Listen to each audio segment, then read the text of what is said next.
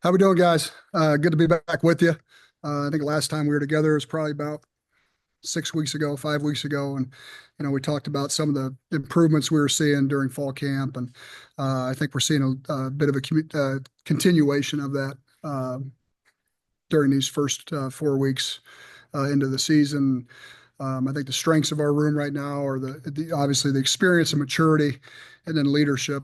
The group of seniors and then the two juniors getting a lot of playing time have done a nice job showing up to work every day, good attitude, have a really good improvement mindset for a group of guys that have played a while, and then obviously we have that young group pushing pretty hard too. So just finish up with the bye week and getting into game week again, and take any questions that you guys might have. All right, Coach. First question will be from Elliot Clough. Morning, George. Good to see you. Well, The thing that I think is standing out about the offensive line is how much push they're getting in the run game. And I'm sure you'll credit Caleb Johnson a little bit in that regard too. But I guess I'm curious about pass protection and how you get that up to that level that the run game and the run blocking is performing at. yeah, I think when you talk about third downs in red zone, Coach Lester mentions this often. Those are the two areas when you put in a new offense that come probably the latest, and in the development and the schematics and things like that. That's something that we have to continue to push and continue to improve our fundamentals and that sort of thing. We've had some snaps where it's been really good, and then we've had usually in a game over the last 20 years, you got two or three a game that you'd love to have back. Take the last week, we had a third down situation. We had a protection set up for a specific look, and they changed the look in the first quarter, so we had to do some adjustment on the fly on the sideline and at halftime. So that's that chess match and protection. That's always give and take, and I think that's like that at every level, especially college and at the next level. But the biggest thing for us is to continue to work on our fundamentals daily and keep working together in that and seeing the picture. Next question is from Tom Kakert. Hey, George. Good to see you. So, wanted to ask you about some of the younger guys, Peeper, Leighton Jones, Lau, those guys. How are they progressing and moving forward since fall camp? yeah, they're doing a nice job. Bye week we were able to ramp those guys up even more. Obviously, Peeper's been in game action. He's repped a ton of center for us and is looking pretty good. He's showing some good signs. Lauk and Leighton Jones are working with the twos right now. Last week you saw them, they got out of the frying pan a little bit of game week, and you saw them take a pretty good step forward, and attitudes have been really good. And so we like where that group's going, and we've invested. Coaches invested a lot of reps in practice. Like that's why I'm probably running a little bit behind. Just a little bit of more post-practice work with that development push group. Next question is from David Eichholt. George, appreciate you taking the time. Caleb Johnson and you guys have had success running against a stacked box. I mean, I think Caleb's averaging over 10 yards a carry. I mean, what have you kind of seen, whether it be, from the wide receivers blocking? Jacob Gill had a couple highlight worthy blocks that I'm sure made you proud last week watching that. But what have you seen from the offensive line and how they've really established themselves against a stacked box? Because it seems like they're wasting no time and still getting a big push. Yeah, we've seen it all so far this year. We've seen a lot more pressure than we're used to seeing. We've seen some numbers in there, and the run game. When you start talking about numbers and things like that, it's certainly all 11, and that's kind of it's a little bit misunderstood outside of the building. The way our tight ends blocked last Saturday, where our running backs ran last Saturday, where our wide receivers blocked. we're going to start putting a couple chairs in there in our room for those guys, just in tribute. But it's really good to see. And when everyone's working together, and it just energizes everyone to do their job. And Coach Lester's done a tremendous job emphasizing the importance of blocking. And up front, it's just us doing our job. Seeing the picture, we went into last week's game, and they brought some new blitzes right off the bat, and a lot of movement, which we weren't used to seeing out of that front. They've been pretty stable and stagnant over the years. So that's something that we have to continue to adjust to on the sideline. I thought our guys did a good job as the game went. Whether it's with the iPads or just a verbal conversation of getting things dialed in. But at the end of the day, it comes down to seeing the picture, good first steps, aiming points, and just playing the right way, playing aggressive and physical. And I think our guys are starting to taste a little of that. John Steppe. Hi, George. Good to see you. Thanks for making the time. Kind of wanted to ask along those lines, kind of what's the biggest thing you've seen from this offensive line this year versus maybe a year or two ago, aside from just experience, for them to be opening kind of such nice holes here for Caleb Johnson so often? Yeah, I think it reads like a book. Last year we started to see a lot of things, a lot of good things, and you saw it going in the right direction. And then this fall camp and within this first part of the season, you see older guys, more experience, more mature, bigger, stronger. Therefore, they're able to practice more consistently. The lineup stays more consistent. That's what we talked about in 2022. That's where you want to get the room to, and you want to keep it there as much as you can. Because when that happens, you get more consistency. And as you guys all know, when 5 guys play together as much as they can in stable positions, the chemistry increases, and then the confidence increases. They're able to cut it loose a little bit more. But that's the big thing. And just a hunger to improve. We're just getting started here. It's early in the season, and our guys know that we're far from where we want to be. We want to be talking another 6 weeks and seeing a lot of improvement. But it starts with an attitude and a daily work ethic, and those seniors and juniors, those leaders, those guys that have been through the fire, big time. It's good to see those guys come to work every day with an attitude and confidence that they need. Chad Leistico. Hey, George, great to see you. It's crazy thinking about the 2022 game at Ohio State. The same 5 guys are still on your roster, obviously 2 years older. Some of them are in different spots now. But how do you turn that experience, that maturity into success? And what are the biggest challenges, I guess, for these guys going into facing a team like Ohio State that obviously has immense talent at every level? Yeah. First of all, starting with Ohio State, it's easily one of the best defensive fronts in college football. They have tremendous talent, tremendous size, speed, power. They're well coached. Coach Knowles does a tremendous job with those guys. When you watch them on film, you know exactly what they're trying to get done, and they do it with force. Very impressive group. It'll be a great challenge. But as far as comparing to 2022, it's anyone can kind of tell the story. It's definitely a different.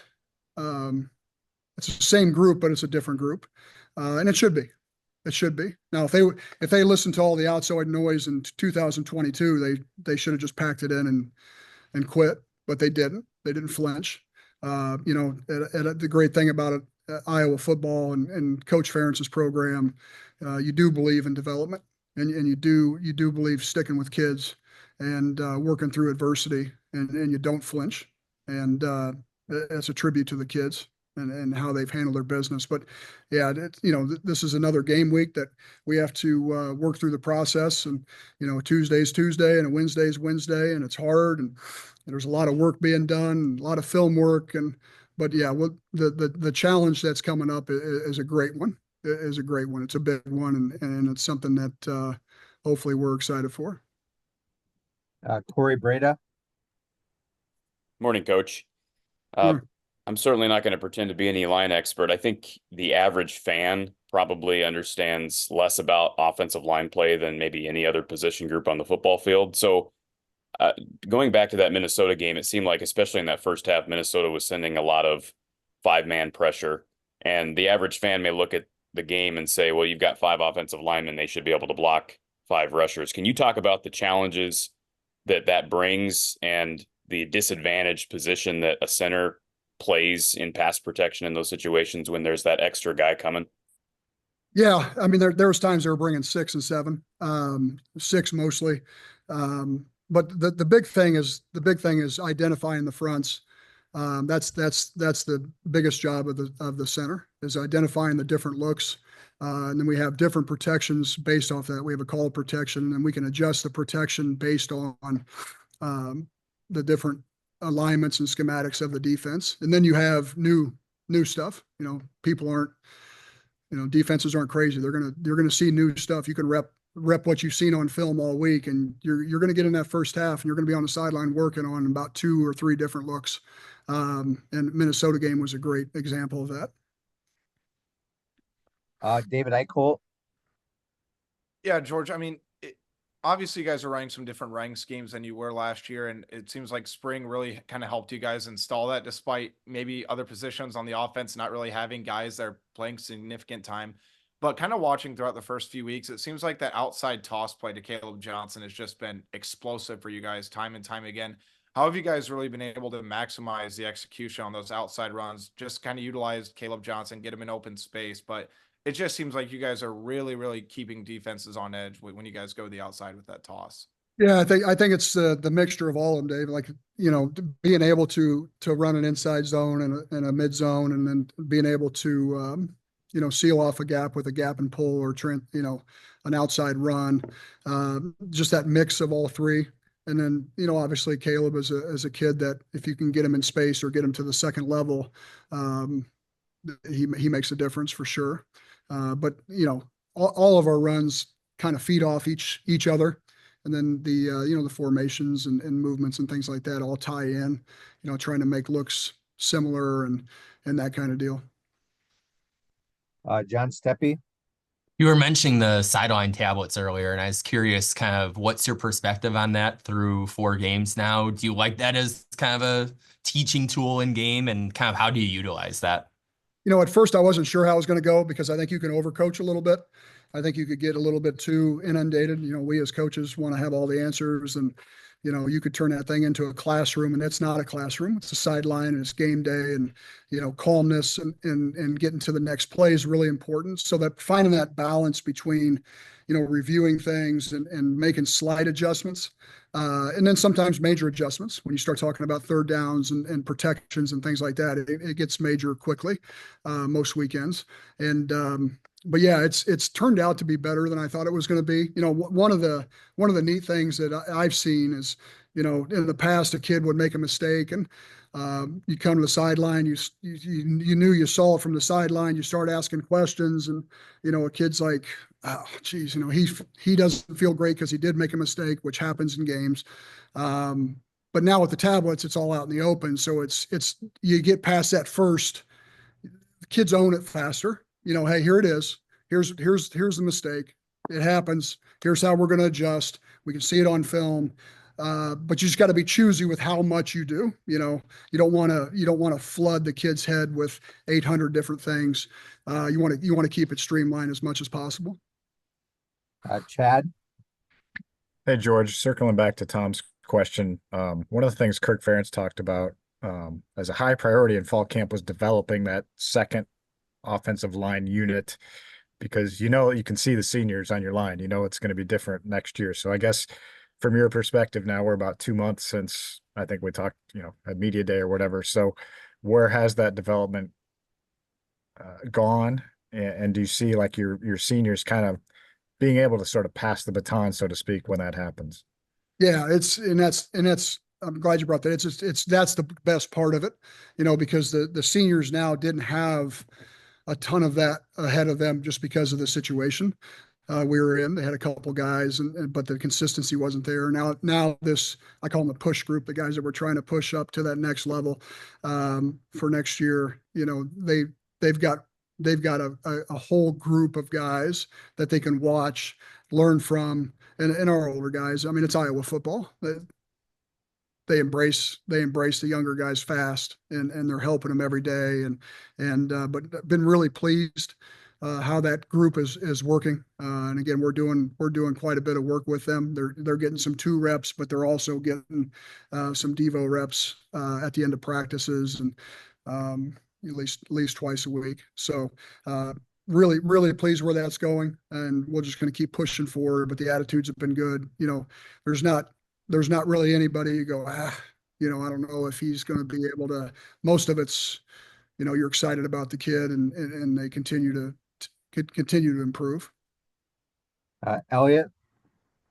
Hey, George, I'm just curious about the incorporation of Tim Lester as OC and how much he's been around with the offensive line and how much his scheme has kind of helped you guys push things forward. Do you feel like it's just, maybe another year of added experience that has gotten your guys to where they are and the improvements they've made? How much has Tim maybe had an effect on your group this year?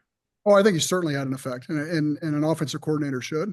And I think he's done a tremendous job of tying things together and tying position groups together, whether it be in unit meetings, whether it be, just simply in the huddle before we start a series in practice. He's up there talking to the big guys and, getting them to smile a little bit and talking through things. And, I think that Tim's done a great job and continues to do a great job. And, I think it's just a mixture of both.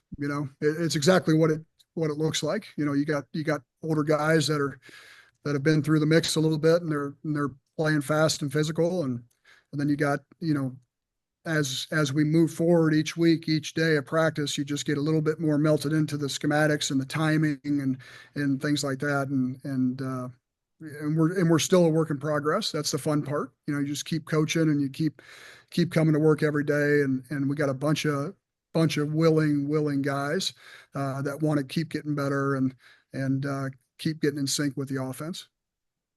All right, George, we'll go 2 more questions. First one is John Steppe. Going back to the mid zone, Waddell was talking a couple weeks ago about how kind of first implementing in the spring didn't necessarily look pretty, but then kept repping it.